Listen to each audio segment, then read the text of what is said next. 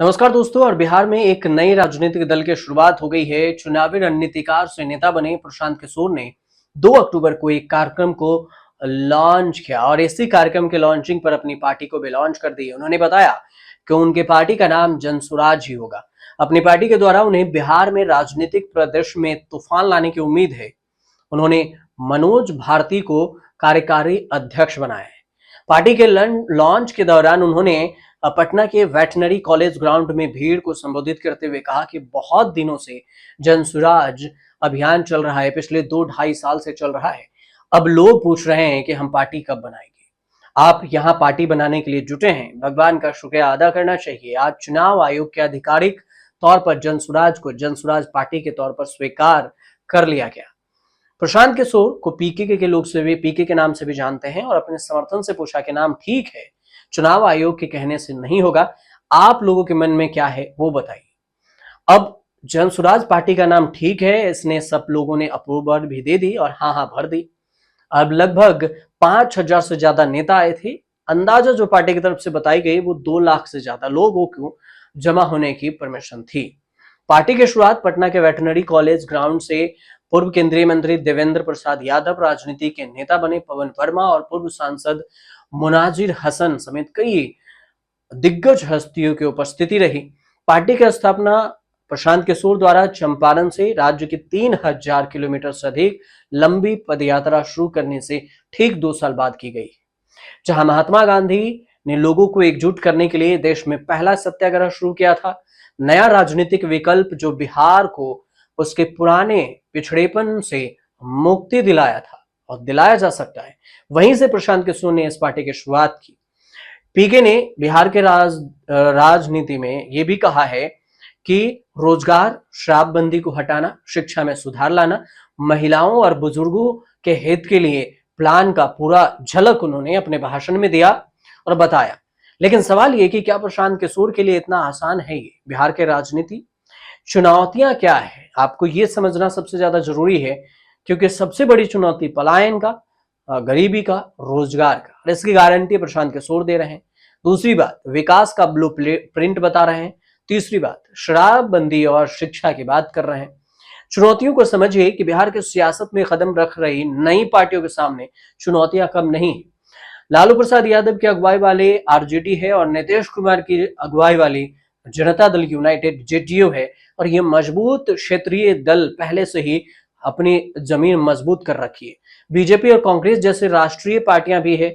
उपेंद्र कुशवाहा, जीतन राम मांझी, चिराग पासवान, पशुपति पारस, मुकेश सहनी जैसी नेताओं की पार्टियों के साथ ही लेफ्ट की भी मौजूदगी है। ऐसे में नई पार्टी के लिए बिहार के सियासत में पैर जमाना इतना आसान भी नहीं होने वाला। पीके की पार्टी की चुनौतियों को 4 पॉइंट में समझा जा सकता है। सबसे पहला पॉइंट ये कि जातीय राजनीति। बिहार की सियासत जातियों के गणित में उलझी हुई है और यादव और मुस्लिम के पार्टी के कोर वोटर जो हैं वो लव कुश, कुर्मी और कुशवाहा नीतीश की पार्टी के हैं। पासवान चिराग की पार्टी के समर्थन करते हैं। मुसहर बिरादरी जीतन राम मांझी की पार्टी का करता है। कुशवाहा वर्ग उपेंद्र कुशवाहा है। मछुआरा और निषाद वर्ग के लिए मुकेश सहनी है। एक एक जाति की एक एक पार्टी है। ऐसे में राजनीति पीके की पार्टी के लिए चुनौतीपूर्ण होने वाला है। चुनावी रणनीतिकार से नेता बने पीके की यह समझ है और शायद यही वजह है कि आबादी के अनुपात के प्रतिनिधित्व की बात कर रहे हैं। दूसरी चैलेंज, महिला वोट बैंक। पीके शराबबंदी खत्म करने की बात करते हैं और ऐलान भी कर दिया।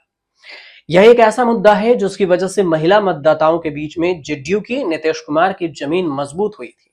शराबबंदी की वजह से ही महिला मतदाताओं के बीच नीतीश कुमार और उनकी पार्टी को जाति वर्ग की भावना से हटकर अच्छा समर्थन मिला था और मिलता आया है। यही वजह है कि जब भी नीतीश कुमार और उनकी पार्टी को लेकर ऐसी धारणा बन जाती है कि बस अब इनकी राजनीति ढलान पर है, तब वे मजबूती से वापस लौटते हैं। और ऐसे में महिला वोट बैंक को अपने साथ लाने की चुनौती भी पीके के सामने है, क्योंकि ये शराबबंदी को खोलना चाह रहे हैं। तीसरा ये कि अलग तरह की पार्टी साबित करना भी चुनौती है। पीके लगातार ये कह रहे हैं कि नई पार्टी और उससे अलग होगी, अलग तरह की पार्टी होगी। पीके के पार्टी का फोकस हर फील्ड के लोगों पर है। पूर्व अफसर से लेकर समाज सेवा में सक्रिय लोगों के साथ ही पीके की पार्टी साधारण लोगों को भी साथ जोड़ने की बात कर रही है और नेता बनने के फोकस भी कर रही है।